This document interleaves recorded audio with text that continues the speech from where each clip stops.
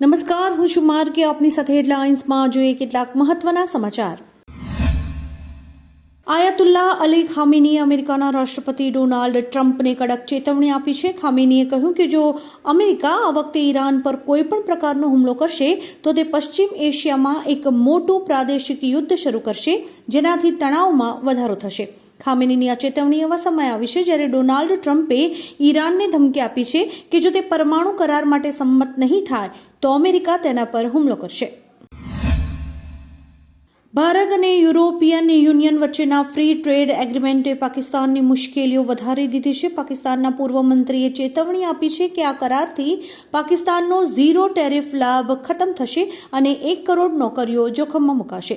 ભારતની મજબૂત આર્થિક નીતિઓ સામે ટકી રહેવા પાકિસ્તાની ઉદ્યોગોને સસ્તી વીજળી અને ઓછા ટેક્સની જરૂર છે, જે અત્યારની પરિસ્થિતિમાં અશક્ય જણાય છે.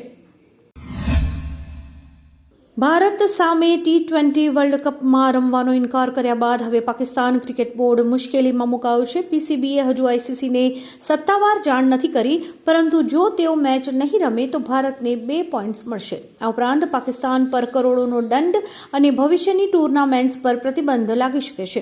આઈસીસી સત્તાવાર પત્ર મળ્યા બાદ જ આકરા પગલાં લેશે, જે પાકિસ્તાન માટે આર્થિક રીતે નુકસાનકારક સાબિત થશે. કેન્દ્રીય બજેટ 2026-2027માં ભારતે સંરક્ષણ ક્ષેત્રે 15% વધારા સાથે રેકોર્ડ 7,84,678 કરોડ રૂપિયા ફાળવ્યા છે. પાકિસ્તાનનું સંરક્ષણ બજેટ ભારતીય ચલણમાં માત્ર 72,850 કરોડ રૂપિયા છે, જેની સરખામણીએ ભારતનું બજેટ 10 ગણું વિશાળ છે. આ ફાળવણીથી ભારતીય સેનાનું આધુનિકીકરણ અને સરહદી સુરક્ષા વધુ મજબૂત બનશે. પાછલા વર્ષે આ રકમ 6,81,210 કરોડ હતી. આફ્રિકન દેશ કોંગોની રૂબાયા કોલ્ટન ખાણમાં સર્જાયેલા ભયાનક ભૂસ્ખલનમાં 200થી વધુ લોકો જીવતા દફન થઈ ગયા છે. આ દુર્ઘટનામાં મહિલાઓ અને બાળકો પણ ભોગ બન્યા હોવાના અહેવાલ છે. ઇજાગ્રસ્તોને સારવાર માટે ખસેડાયા છે, પરંતુ ઘણાની હાલત ગંભીર છે. નોંધનીય છે કે આ ખાણ 2024થી AFC M23 વિદ્રોહી જૂથના કબજામાં છે. રાહત અને બચાવ કામગીરી અત્યારે યુદ્ધના ધોરણે ચાલી રહી છે. અંડર-19 વર્લ્ડ કપમાં ભારતે પાકિસ્તાનને 58 રને હરાવીને સેમીફાઇનલમાં પ્રવેશ કર્યો છે, જ્યારે કે પાકિસ્તાન મેચમાંથી બહાર ફેંકાયું છે. ગ્રુપ 2માંથી ભારત અને ઇંગ્લેન્ડ, જ્યારે કે ગ્રુપ 1માંથી ઓસ્ટ્રેલિયા અને અફઘાનિસ્તાન અંતિમ 4 તબક્કામાં પહોંચ્યા છે. પ્રથમ સેમીફાઇનલ 3 ફેબ્રુઆરીએ ઓસ્ટ્રેલિયા અને ઇંગ્લેન્ડ વચ્ચે રમાશે. ભારત અને અફઘાનિસ્તાન વચ્ચે બીજી સેમીફાઇનલ 4 ફેબ્રુઆરીએ રમાશે.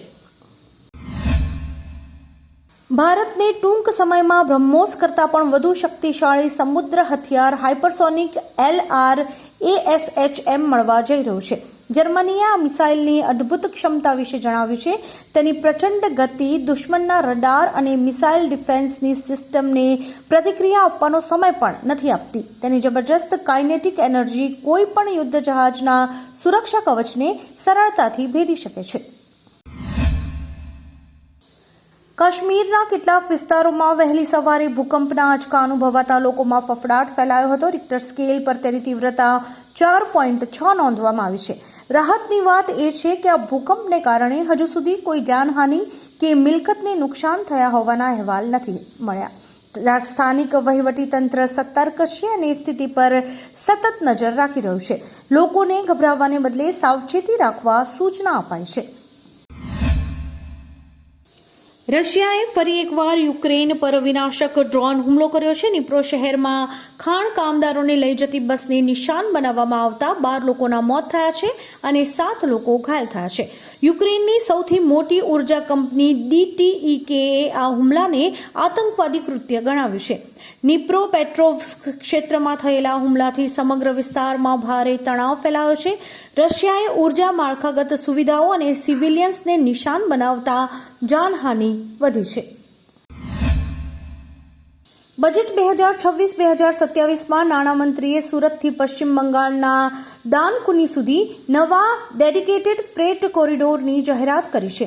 6 રાજ્યોને જોડતો આ પ્રોજેક્ટ લોજિસ્ટિક્સ ખર્ચ ઘટાડશે અને સુરતના ટેક્સટાઇલ તથા હીરા ઉદ્યોગને સીધો ફાયદો કરાવશે. પૂર્વ ભારતના ખનીજો હવે ગુજરાતના બંદરો સુધી ઝડપથી પહોંચી શકશે. પર્યાવરણને અનુકૂળ આ પ્રોજેક્ટથી રેલવે નેટવર્ક પણ મજબૂત બનશે અને પેસેન્જર ટ્રેન્સની ગતિ સુધારશે. વેસ્ટર્ન ડિસ્ટર્બન્સ સક્રિય થતા ગુજરાતના તાપમાનમાં 3 થી 5 ડિગ્રીનો ઘટાડો થયો છે. નલિયામાં 12 ડિગ્રી અને અમદાવાદમાં 19.4 ડિગ્રી તાપમાન નોંધાયું છે. હિમાચલમાં સિઝનની પ્રથમ હિમવર્ષાથી મેદાની વિસ્તારોમાં ઠંડી વધી છે.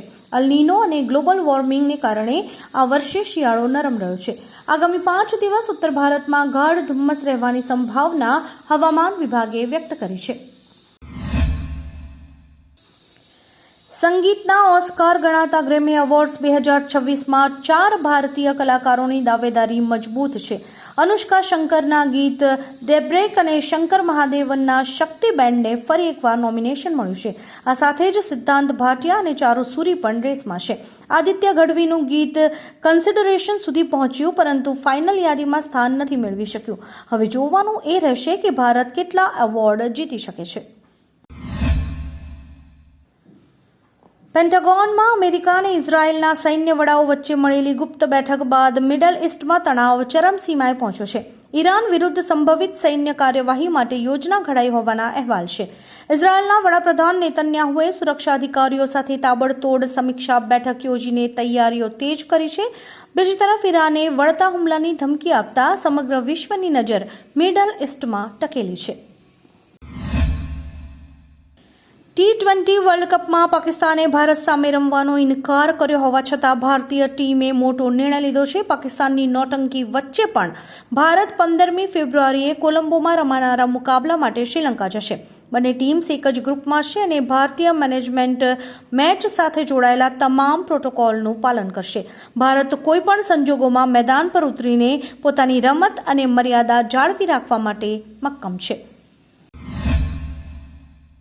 મુંબઈ પોલીસે ફિલ્મ ડાયરેક્ટર રોહિત શેટ્ટીના ઘર બહાર ફાયરિંગ કરનારા 5 આરોપીઓને ક્રિમિનલ કોર્ટમાં રજૂ કર્યા છે. બિશ્નોઈ ગેંગ સાથે જોડાયેલા શખ્સો અમન આનંદ, આદિત્ય જ્ઞાનેશ્વર, સિદ્ધાર્થ દીપક, સમર્થ અને સ્વપ્ન નીલની જુહુમાં 4 રાઉન્ડ ગોળીબાર કરવા બદલ ધરપકડ કરાઈ છે. પોલીસ આ હુમલા પાછળના મુખ્ય માસ્ટરમાઇન્ડ અને ગેંગના સંપર્કોની ઊંડી તપાસ કરવા માટે આરોપીઓના રિમાન્ડની માંગણી કરી રહી છે. બાલાસિનોરમાં મહિલા પીઆઈ દ્વારા ધોરણ 9ના વિદ્યાર્થીને નિર્દયતાથી માર મારતા વિવાદ વકર્યો છે. ચોરીની શંકાએ પૂછપરછ દરમિયાન સગીરને શારીરિક ત્રાસ અપાતા ધારાસભ્ય ધવલસિંહ ઝાલા અને માનસી ચૌહાણે ન્યાયિક તપાસની માંગ કરી છે. એસપીએ તપાસ SC/ST સેલને સોંપી છે.